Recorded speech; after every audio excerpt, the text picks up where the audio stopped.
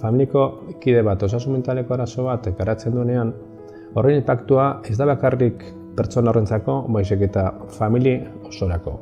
Familiarrek askotan galduta sentitzen dira, ez dakite zer egin, askotan ez dute ulertzen pertsonaren karrera hori. Agifesen familia osorako laguntza ematen dugu, baina espazio leku desberdinetan. Hau da, osasun mentalako arazoa dakan kidearentzat badakagu laguntza mota batzuk, eta familiarentzat beste laguntza mota batzuk. Laguntza horien artean, espazio individual bat izateaz gain, baita ere laguntza taldeak ditugu. En el grupo de familiares estamos familiares con hijos con trastorno mental y ahí tenemos unas sesiones con un profesional, con un psicólogo y ahí bueno, pues se habla cada uno de lo que en ese momento está viviendo.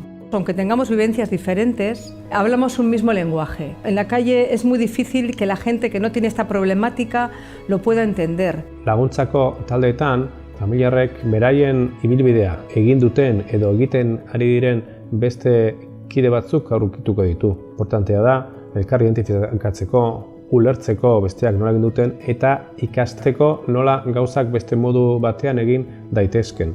Modu osasungarriago batean.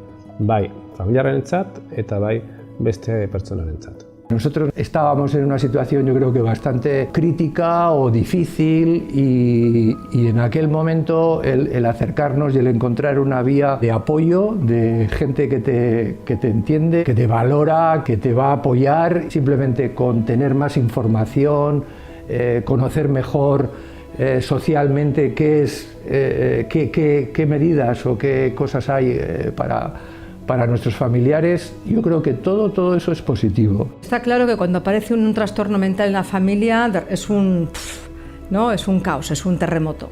Y bueno, pues donde puedas pedir ayuda, pídela. Así como está GIFES, está Proyecto Hombre, cuando hay adicciones también, servicios sociales te pueden ayudar. Yo creo que lo que hay que hacer es intentarlo. No te puedes quedar rumiando y sin intentarlo. Hay que visibilizarlo y hay que hablarlo.